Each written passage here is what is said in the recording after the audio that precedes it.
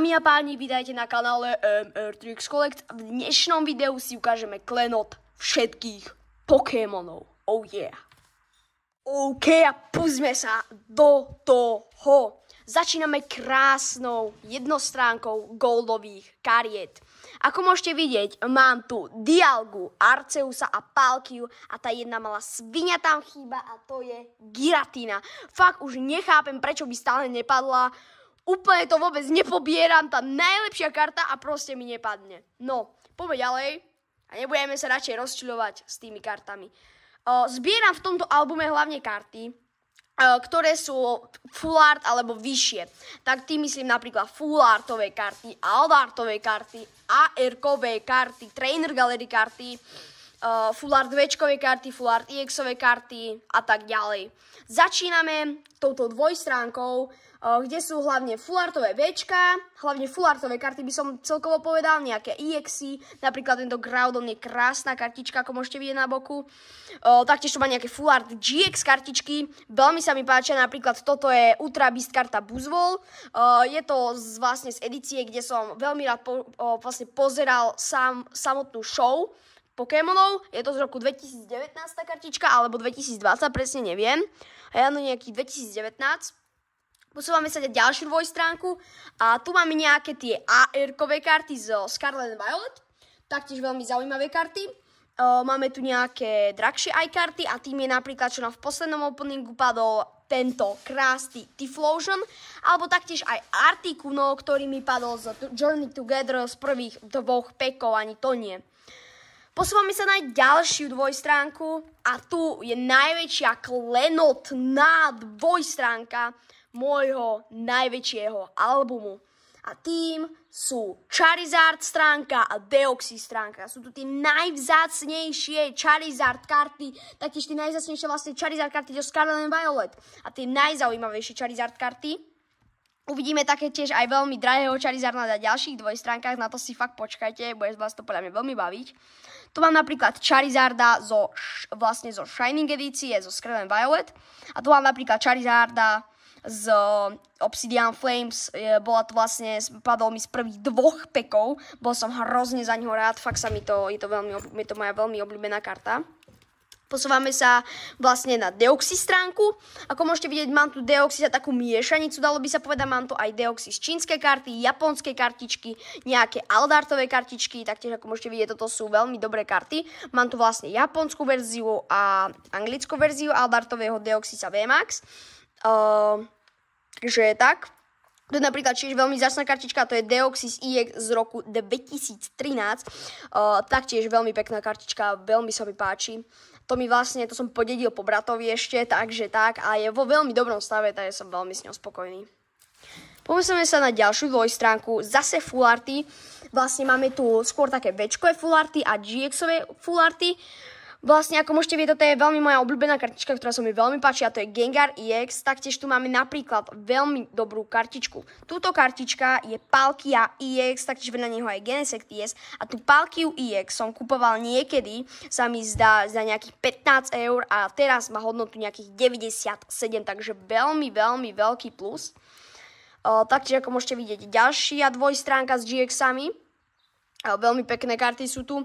Napríklad mám tu veľa týchto hopov, ktoré je veľmi taká častá padacia, vlastne karta, ktorá vám veľmi často padá v Sword and Shield edíciách. Tento hopa, ten padá doslova v každom balíku. A môj obľúbený a skoro aj dal by sa povedať môj najobľúbenejší full art je tento Galarian Moltres. Fakt krásna kartička, veľmi sa mi páči. A ani nestojí až tak veľa, okolo nejakých 10 €. Pošúvame sa na ďalšiu dvojstránku, zase tu sú nejaké full artíky. Taktiež moja veľmi obľúbená karta, ktorú podľa mňa tohto Pokémona skoro nikto nepozná, to je Sceptile EX, veľmi pekná kartička, veľmi aj taká, že dal by sa povedať, že OG, podľa mňa sa mi zdá z Evolutions v roku 2015, tá karta je z roku 2015, som to otváral v nejakom roku 2017. Taktiež tu môžete vidieť veľmi peknú kartičku a veľmi starú kartičku tohto Latiosa EX z roku 2007, alebo neviem, pardon, nie 2007, 2015. Čiže veľmi pekná kartička. Vedľa neho mám taktiež aj čínsku kartičku Latiosa GX. Tieto čínske karty sú kúsok lacnejšie, takže preto ich tu aj napríklad mám.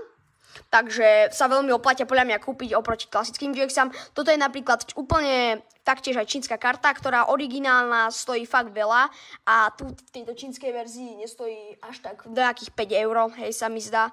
Nejakých 5 eur, ani to nie. Ďalšia dvojstránka, veľmi dobrá dvojstránka, musím povedať, fakt sa mi páči.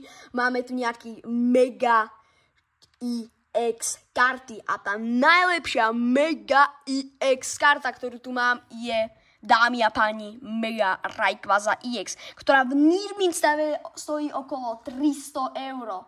Takže je to veľmi dobré, neviem presne či 300 eur, hej. Povedal by som tak cca plus minus nejakých 300 eur, ale v tomto stave, čo ju mám ja, stojí nejakých 50-60 eur.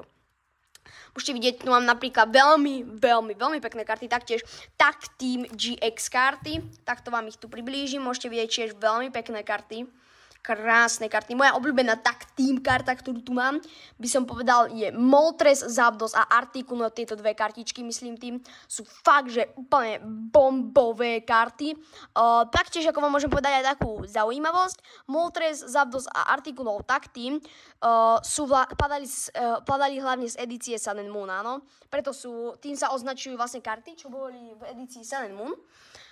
Tak sa označovali vlastne GX, napríklad zo Sword and Shield máme karty s názvami hlavne VMAX a v tejto novej edícii, čo máme Scarlet and Violet, vlastne myslím v tej, ako by som to povedal, v tej kategórii Scarlet and Violet, tak máme hlavne karty EX, ale nové a napríklad X and Y boli vtedy nejaké takéto EXy, hej, to sa postupne vyvíjalo. O vývine Pokémonov taktiež urobíme nejaké video. Rád by som urobil nejaký týždeň, by som povedal. Rád by som urobil nejakom vývine Pokémonov a podľa mňa by to bolo veľmi zaujímavé videjko, aby ste aj vy vedeli, ako sa vlastne Pokémoni priebežne vyvíjali. Máme tu vlastne ďalšiu dvojstránku ER-kových kariet zo 150 jednotky, hlavne zo 150 jednotky. Ako môžete vidieť, sú to krásne karty. 150 jednotka je podľa mňa druhý najlepší set zo Scarlet and Violet. Ten prvý by som podľa mňa povedal, že je to Prismatic Evolutions, ale má jednu nevýhodu, že je tam vlastne ten pull rate úplne na hovno. Nepadá vám tam vlastne skoro nič. Ale táto 150 jednotka je krásna. Napríklad moja obľúbená karta, ktorú tu mám, alebo moje obľúbené 3 karty, ktoré tu mám, sú Charmander, Charmelon a Charizard EX. Úplne bombové karty. Tento Charizard EX vlastne mi padol v UPCčku, čo bolo fakt, že veľmi veľký plus. Bo to UPCčko vtedy stalo nejakých 100 eur, by sa dalo povedať. A teraz stojí nejakých 400, ale tá karta vlastne sama o sebe stojí nejakých tých 200 až 300 eur.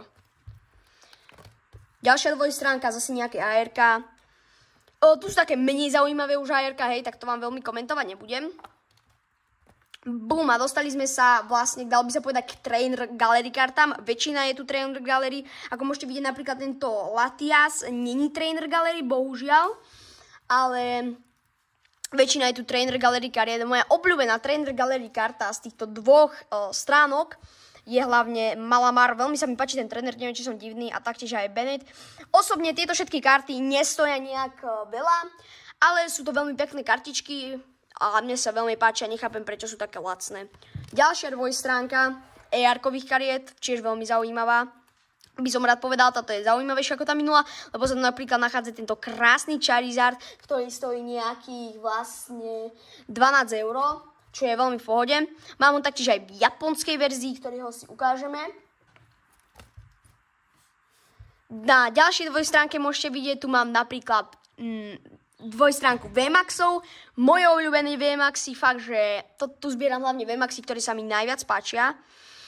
Ako môžete vidieť, napríklad moja obľúbená VMAXa, osobne, ktorá tu ja, ste ju nevideli asi, je tento krásny Glaceon VMAX Rainbow z edíciou Evolving Skies. To nejakých 25 eur, vlastne, ktorý som vymenil.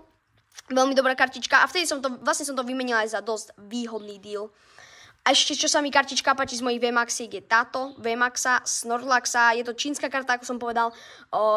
Vlastne stoja tieto čínske karty osobne stoja o dosť menej, ako fakt už, ako som hovoril, než tie anglické. Táto stala napríklad nejakých 5 eur. Takže veľmi dobrá cena. Ďalšia dvojstránka, to sú zase nejaké tie ARK.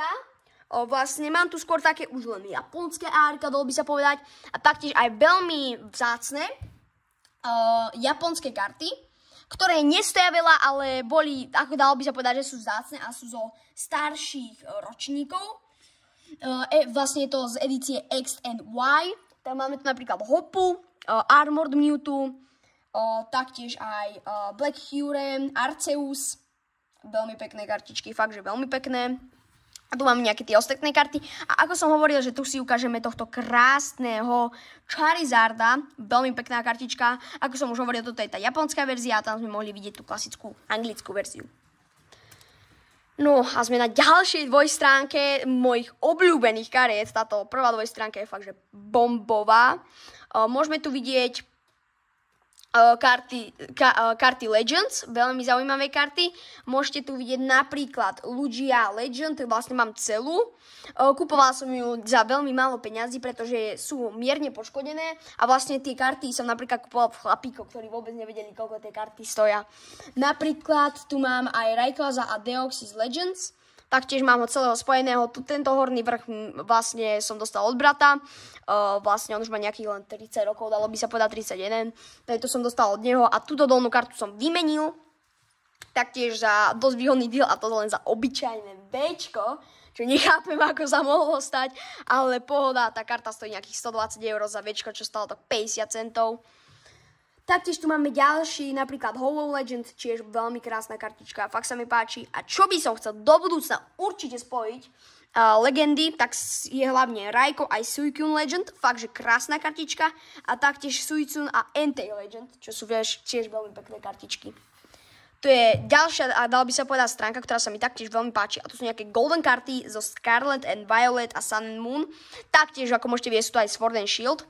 Napríklad veľmi krásne kartičky, ktoré sú fakt málo, sú čierno-zlaté VMAXy a hlavne tieto. Eternatus. Kámo, Eternatus vyzerá hrozne dobre a ani mi to nepripadá, že by to mal byť Pokémon, áno. Taktiež tu máme nejaké Rainbow GXy. Môj obľúbený je osobne Tyranitar, proste úplná bomba. Musím fakt povedať, že krásna kartička.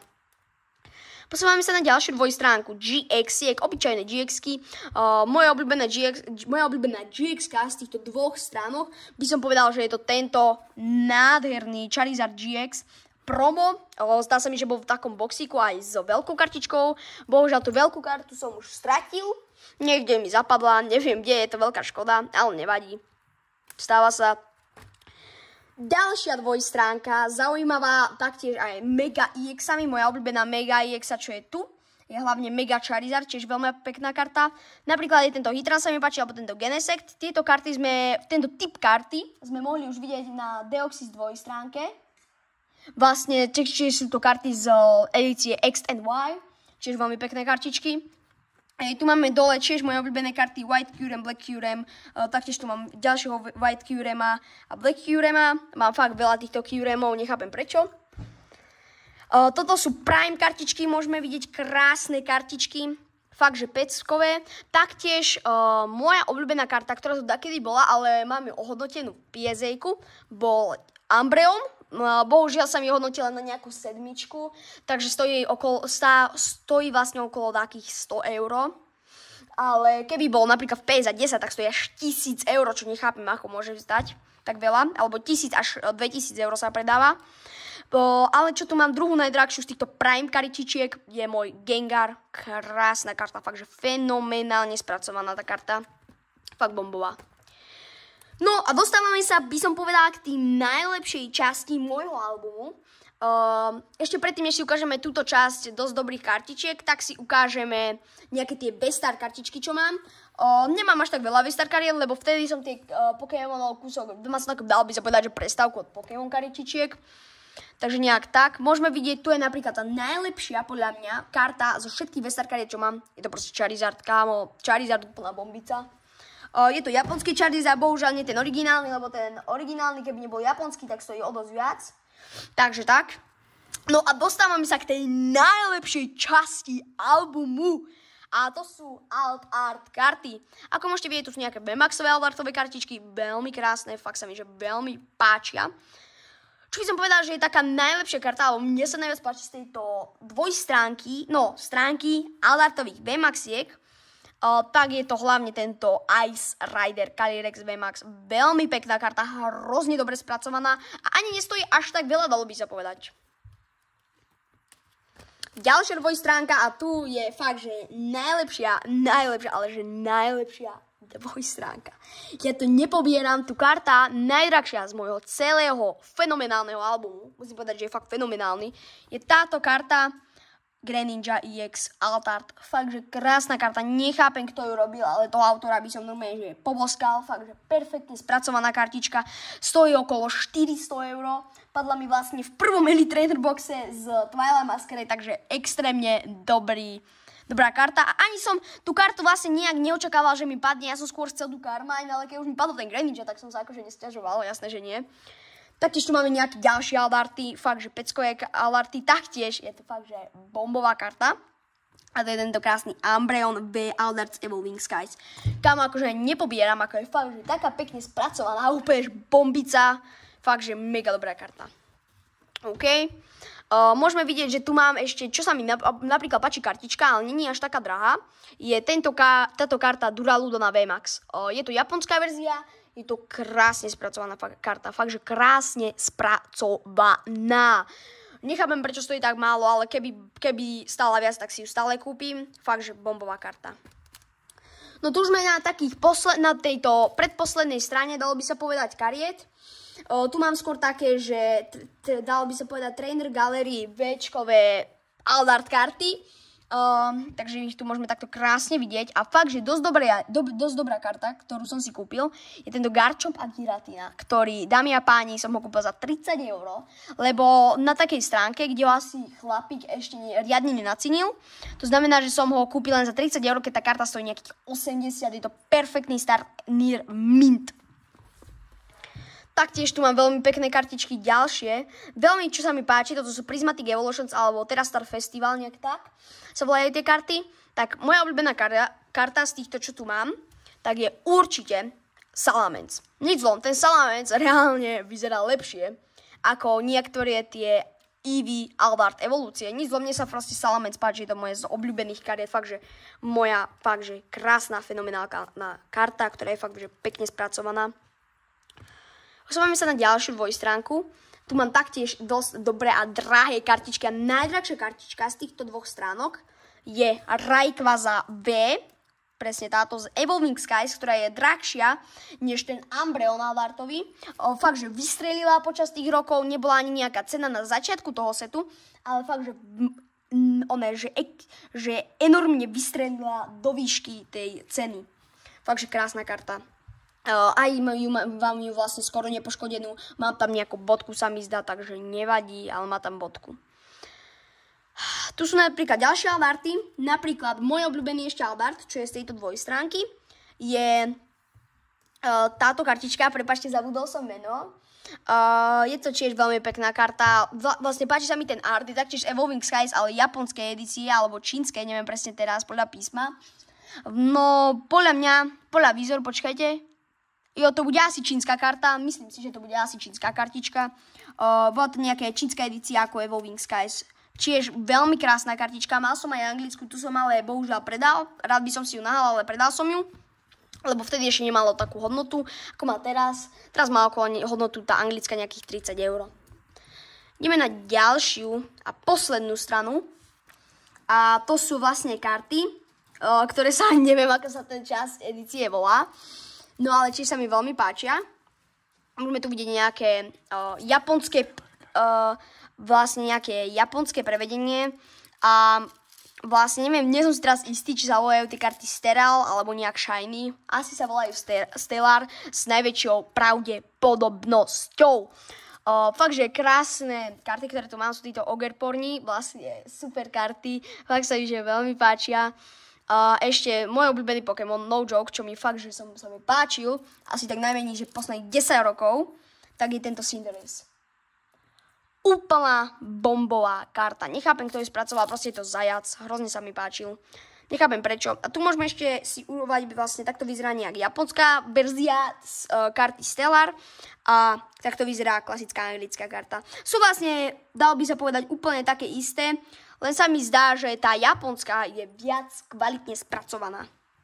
Tak, došli sme na koniec tohto fenomenálneho klenotu. Úplná bomba. Ľudia, ak sa vám toto video veľmi páčilo, prosím vás, zanechajte ten like a subscribe. Nech dáme už tých 1000 subscriberov a keď budeme mať nejakých 1000 subscriberov, začnem robiť vlastne súťaže o nejaké tie kartičky, nejaké prémiové boxy, nejaké produkty, áno, veľmi pekné. Taktiež budem robiť aj livestreamy, rád by som robil nejaký livestream a urobíme si livestream, že si tam napríklad zapneme nejakú hru, alebo si urobíme, budeme losovať a budem takto robiť vlastne cez stream losovanie, aby ste mi zase aj verili, že to nefejkujem. Tak, no, takže ak sa vám toto video, ako som už hovoril, páčilo, zanechajte like a subscribe. Čaute.